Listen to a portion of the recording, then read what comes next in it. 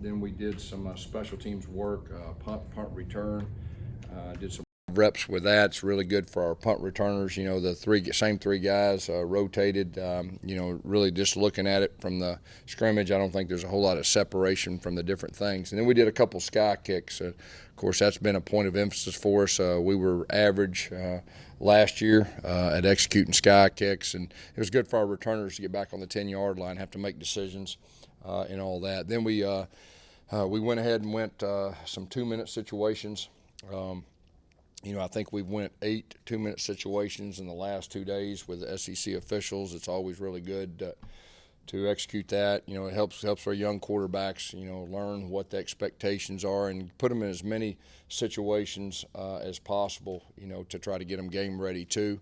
Both quarterbacks, you know, rotated equally the last 2 days with the 2-minute, and I think, you know, obviously it's great for our defense in those situations too. After that, we put the ball down. It was a real similar scrimmage to what it was the last scrimmage, about the same number of plays with the 1s, 2s, and 3s. Quarterbacks rotated equally.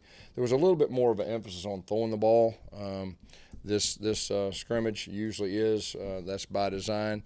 You know, our receivers, you know, were a little inconsistent. We had a couple big drops that really would have really kept drives alive and probably put some points on the board as far as that goes. The offense overall really rebounded. You know, we're starting to look like an Auburn offense. If we get just the inconsistencies with a few drops, I think we'd have felt a little bit better about that. But overall, it was a really good day.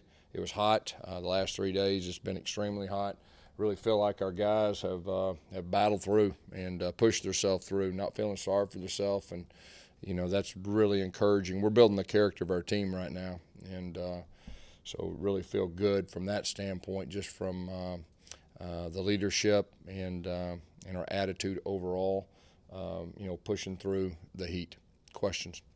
Did this scrimmage give you a meaningful step closer in the quarterback battle? Now, you know, I think anytime you scrimmage, like I said last time, it's going to give us great information. You know, sitting here today, I can't tell you any more really than I did last time, but other than the fact we got 2 scrimmages now, and we're getting more and more information. And I thought both guys at times, you know, did a very solid day today. Like I said, we're starting to look like an Auburn offense. We're not there yet, but we're starting to look that. You see flashes. And so, like I said, overall, I think both those guys did some good things. And then Cord got, you know, some reps towards the end, and he's a guy that continues to improve too. You've had several of your top receivers out with Yeah. injuries these last 2 scrimmages. You have backups and you're wanting someone to stand up. Yeah. Is that a little disappointing? And is there anyone that's Yeah, you know, there's a couple guys that we're just trying to be smart with. That's going to be fine. You know, for the first game, we're trying to develop some depth.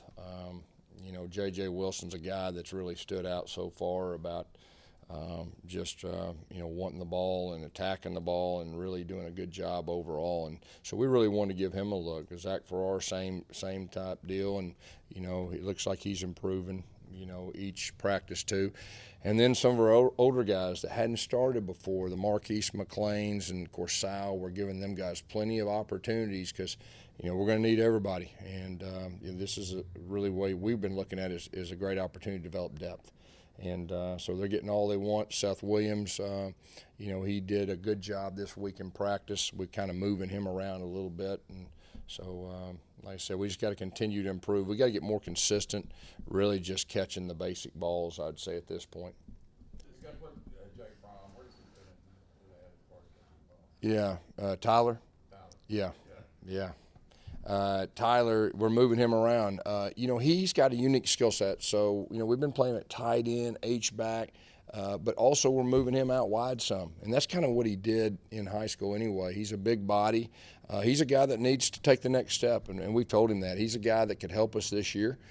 He's showing flashes, you know, of being able to do that. And, you know, that's going to be a big key. You know, every year we've had a chance to win a championship here. We've had freshmen that helped us and played big roles in big games. And so we've challenged not only him, but we've challenged all those freshmen. You know, we recruited those guys to play.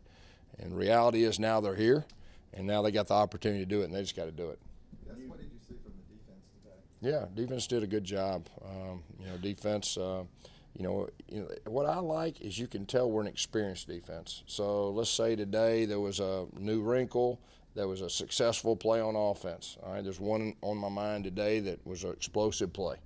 Tried to run it, disguise it later in the scrimmage, and they sniffed it out. I mean, so it just tells you like the veteran group can make adjustments, which is so important, in the course of games. When you exit preseason camp and get that day break, everybody goes to class. Yeah. When you return to practice on the 20th, do you want to be like, this is our starting quarterback?